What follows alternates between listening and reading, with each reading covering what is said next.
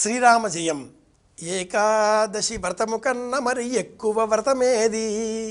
పూర్వకాలంలో మహిళలు ఏకాదశి అన్న తిథిని స్మరించుకొని ఉదయమే ఇంటిలో నిత్యక్రియలు నిర్వహిస్తూ వాకిలి శుభ్రం చేసి స్నానాదికాదులు పూర్తి చేసుకొని దేవతారాధన చేసే చోట దీపాన్ని వెలిగించి అనంతరం దేవతార్చన అంతా కూడా నీటిలో ఉంచి పళ్ళెంలో విగ్రహాలు నిండా నీరు పోసి ఇలా నీటిలో ఉంచి అనంతరం ఈ పాట పాడేవారు. ఇంటిల్లిపాదికి మగవారికి కూడాను ఈరోజు ఏకాదశి అన్న విషయం అర్థమయ్యేది. అంటే వంట ఉండదు, భోజనం ఉండదు, ప్రత్యామ్నాయ మార్గాలను అన్వేషించాలి. పళ్ళు, పాలు, ఉడకబెట్టని పదార్థాలు, సహజంగా లభించే దుంపకూరలు, ఆకులు, తేనె, నీరు, నువ్వులు బెల్లం కట్టిన ఉండలు, పంచామృతం, మజ్జిగ, పాలు, తులసి దళం వేసిన నీరు వీటిని స్వీకరిస్తే దోషం లేదు అనేటటువంటి వారు. ఉడకబెట్టిన పదార్థం తినే జీవి ప్రపంచంలో మనిషి మాత్రమే. నిజానికి జంతువులకు కూడా ఉడకబెట్టే పదార్థాలు మనం పెట్టకూడదు. పాపం, దోషం.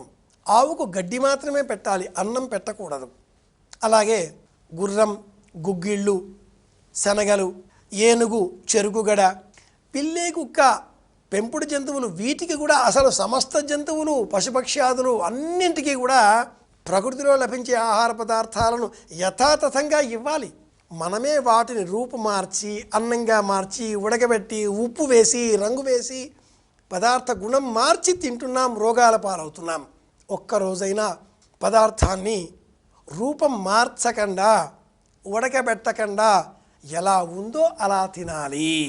ఈ వృత్తాంతమంతా కృష్ణుడు పాండవులకు బోధించాడు. అలా బోధించిన రోజు ఈ రోజుకు నిర్జల ఏకాదశి అని పేరు. జ్యేష్ఠమాసంలో శుక్లపక్షంలో వచ్చే ఏకాదశికి నిర్జల ఏకాదశి అన్న పేరు ఎలా వచ్చింది? ఏమిటి వృత్తాంతం? ఒకనాడు పాండవులంతా కూడా కామ్యక వనంలో ఉన్నప్పుడు కృష్ణ పరమాత్ముడు విచ్చేశాడు. ఏకాదశి వ్రతం గురించి చెప్పి ఉపవాసం ఉండాలి అనగా పాండవులంతా సరే అన్నారు. కానీ వృకోదరుడు, తొడేలు వంటి ఆకలి కల ఆ భీముడు నా వల్ల కాదు ఉపవాసం ఉండడం అన్నాడు. భీముడు కదా, భీమభాగం.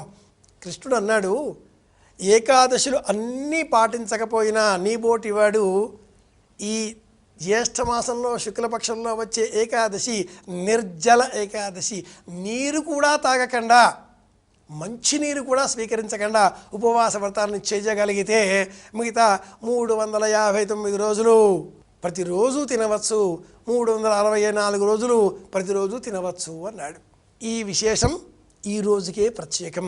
నిర్జల ఏకాదశి. ఏకాదశి వ్రతాన్ని పాటిద్దాం, శ్రీమన్నారాయణమూర్తి అనుగ్రహాన్ని పొందుదాం. ఏకాదశి అంటే ఏ పదార్థము తినకుండా ఉండడం కాదు. శక్తి గలవారు అలా కూడా ఉండవచ్చు. కానీ శరీరం పడిపోకుండా ఉండే విధంగా కొంత ఆహారాన్నైనా ఈ దేహానికి మనం అందించాలి. శరీరమాద్యం ఖలు ధర్మ సాధనం. ఏ ధర్మమైనా చేయాలి అంటే దేహం అంటూ ఉండాలిగా.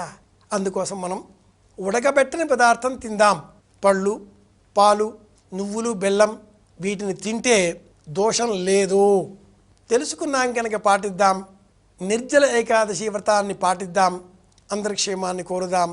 మళ్ళీ కలుసుకుందాం. శ్రీరామ జయం.